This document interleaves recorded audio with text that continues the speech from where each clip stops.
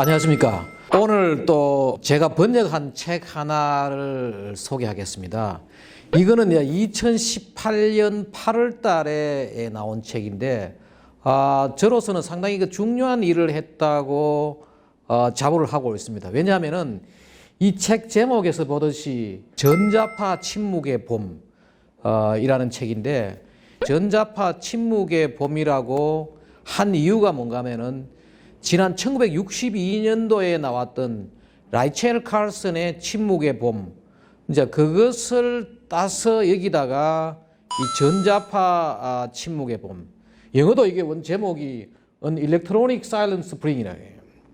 미국에서 나온 이 책인데, 이게 왜 이게 중요하냐, 특히 우리나라의 일반인들을 위해서 전자파의 환경성 문제를 고발한 책이기 때문에 이게 중요합니다. 지난 1962년도에 나왔던 라이첼 칼슨의 침묵에 보면 바로 이 화학물질, 특히 그 당시에 농약에 대한 이제 경고성 문제를 제기했는데, 21세기에 와가지고 문제가 뭐냐?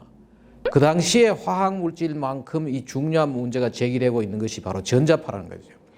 지금 우리가 쓰고 있는 여러 가지 지금 휴대폰이라든지, 예. 또 와이파이 라우터, 예. 그다음에 중계기 안테나, 예. 그리고 송전선, 지금 우리 집에서 쓰는 무선 전화기 있잖아요. 예. 그다음에 베이비 모니터 이런 것까지 상당히 많은 전자파가 나오는데, 예. 이 전자파에 대한 규제가 예. 지금 제대로 안 이루어지고 있는 거죠. 태양빛도 하나의 전자파고 지구 자기장도 하나의 전자파가 되고 말입니다. 예. 그런데 지금 우리가 만든 이 전자파가 과거에 자연계에 없던 주파수가 지금 쓰는 거지요. 그렇게 했고요. 예, 그래서 이것이 문제가 되고, 네. 지금 혹시 무슨 양봉이 안 된다 이럴 때 예. 전자파 때문이다, 휴대폰 때문이다 이런 거는 그것도 그럼 나옵니다. 입증이 되었습니까? 예, 입증돼. 그것도 나옵니다. 혹시 이게 과거에 레이첼 카슨의 책처럼 너무 과장하고 있는 건 아닙니까? 그건 아니에요. 레이첼 칼슨도 그 당시에 농약의 어떤 유해성을 예. 경고한 데는 상당히 성공을 예, 했죠. DDT. 예, DDT 했고, 이것도 역시 그거를 우리가 쓰고 있는 무선 통신 기술을 예. 이게 나쁘니까 어떻게 하자 이것보다는 우리가 예. 잘 규제를 해가지고 네. 인체나 자연 생태계에 피해가 없이 써야 되겠다. 지금 보면은 우리가 휴대폰, 와이파이, 중계기 안테나 각종 지금 전자파에 노출되어 있는데, 이것 때문에 지금 현재 이 선진국의 경우는 자폐아도 많이 생기고 또 뇌종양도 많이 생기고 말이에요. 각종 질환들이 생기고, 또 이것 때문에 곳곳에서 벌떼가 사라지는 거죠. 자기장을 이용해 가지고 이동하는데 이것이 다 사라지고 하니까 새가 이동 경로를 잊어버리는 거죠. 이 책이 자연 생태계에서 일어나는 문제들, 또 인간에게 주는 피해, 이런 것들을 잘 정리해 가지고 나온 거죠.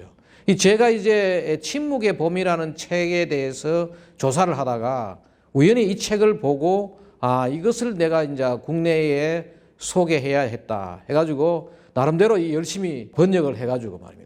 그래서 내가 이걸 출판을 했는데, 아직도 우리나라에서는 이 전자파에 대한 이 환경성 문제가 제대로 지금 알려지지 않고 있습니다.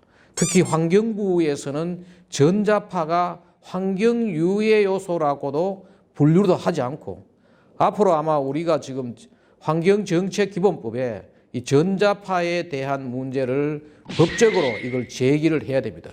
지금 자기도 모르게 이게 불면증 걸리는 사람들, 중간에 심장 문제, 여러 가지 피로라든지 이런 것들이 다 이 전자파에, 집에서 와이파이를 많이 쓰기 때문에, 그런데 많은 사람들이 이걸 잘 모르고 있는 거죠. 이 책에 보면 그런 내용이 나옵니다.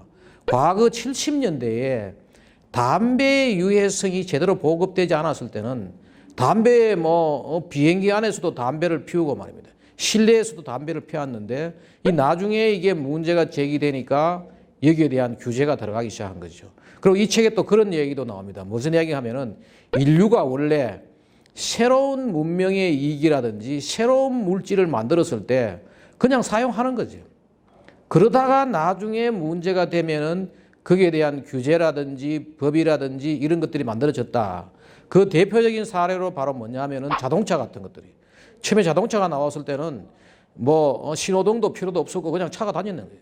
그러다 보니까 교통사고가 나고 하니까 신호등도 필요해지고 대기오염 물질이 나오니까 그 대기오염을 줄이기 위한 여러 가지 기술들이 개발되었다는 거죠. 지금 현재 우리가 쓰고 있는 휴대폰이라든지 여러 가지 와이파이, 중계기, 안테나 여러 가지 이 무선 통신 기술들이 아직 자연 생태계에 미치는 영향 또 인체에 미치는 영향 이런 것들이 제대로 몰라가지고 사람들은 피해를 당하면서 모르고 그냥 지나치는 거죠.